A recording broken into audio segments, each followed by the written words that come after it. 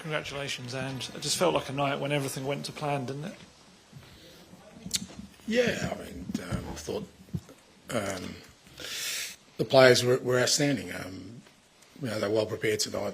The staff did a great job in sort of making sure the boys were really clear about what we needed to do, and they executed it perfectly. It's as well. It's been well chronicled over the last few days. It's a difficult place to come to.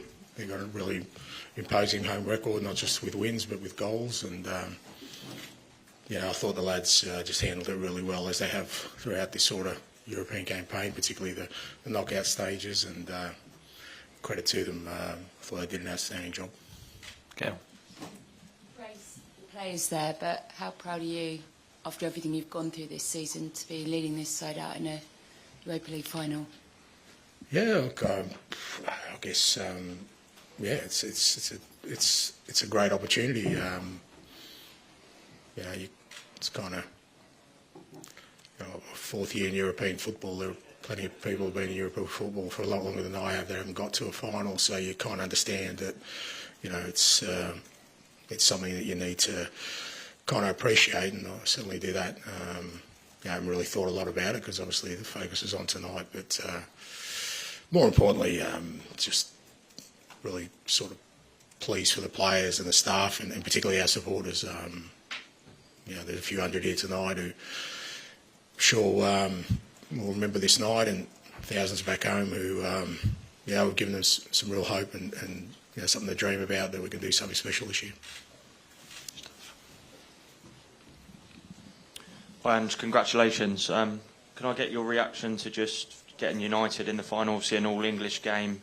The stakes are high. Obviously, both of you have struggled domestically this season, but it's a chance to win the trophy and get back into the Champions League as well. Yeah, well, that's going to upset a lot of people, isn't it?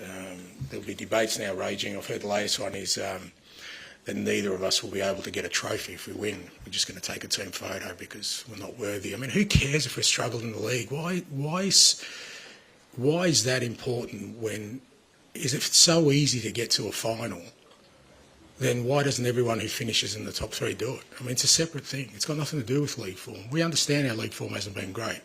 We understand the struggles we've had. And a lot of them are because of the situation we've been in, but how that diminishes the achievement of getting to a final. Like I said, this club and others have finished, in first, second or third in the Premier League, or, and haven't made finals. So, why should that be diminished? I couldn't care less who's struggling, who's not. It's going to be, I think both us and Manchester United have earned the right to be there. I think we've probably beaten teams that will be in the Champions League next year on our road to getting there. So looking forward to it. Should be a great game. Tom. And we know how much you love free-flowing football and attacking teams. But how much satisfaction do you take from tonight, the kind of resilience and organisation, gutsiness? Mate, I love winning. That's all I've done my whole career. People are dismissive of it, that's fine. But I love winning, and I love the way the boys, like I said, clearly understood what we needed to do tonight. The key thing for us was not to allow them to get any sort of rhythm in their game. They like to play at a quick tempo because they're used to the surface. They take advantage of the opposition being uncertain on it. But I thought our press was just outstanding, and that we never allowed them really to get into our half with any sort of clean possession. And it's a credit to the boys that they understood what the sort of task was tonight, and then we still had the quality to score the goals we did. Matt. United have constantly said that this competition won't save their season. The manager's said it and players have said it. Would it save Tottenham's season? Is it different for Tottenham? Why do I care what Man United think? Why is that relevant to me? So ask the Manchester United manager why he says that. Me, I've said all along that this is important. Now, what does it mean for yours? What does it mean for Tottenham's season then? Well, to be fair, you know better than me. You follow this club probably more than I have. What do you think a trophy would do for this club? Exactly right. So the question answers itself. It's like it doesn't need me to. But you know what?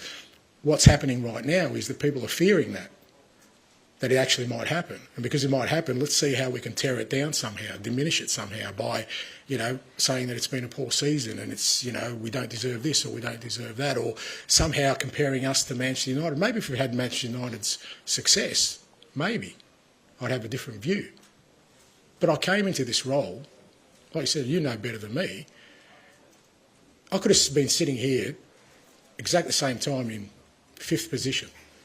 And I guarantee you that the commentary around me would be, well, that's great, Ange, but this club needs to win something. That's exactly what everyone would be saying. So, of course it's massive. Of course it is. Because you have to frame it against what this club has been through over the last 15, 20 years, what the supporters have been through.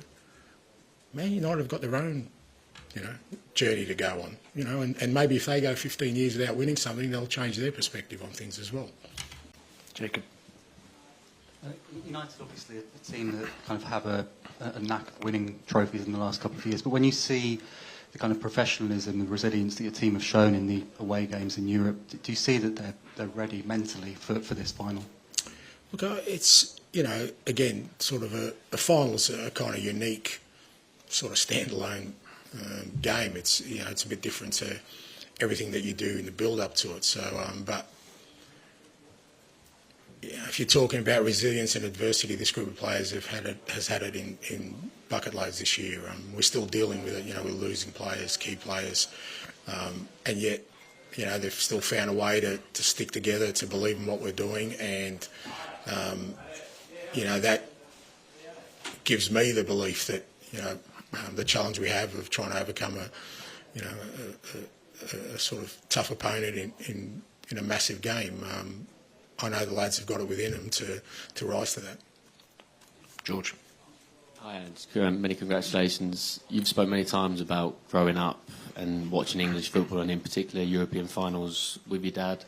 What do you think your dad would have made of his son being happy in a European final?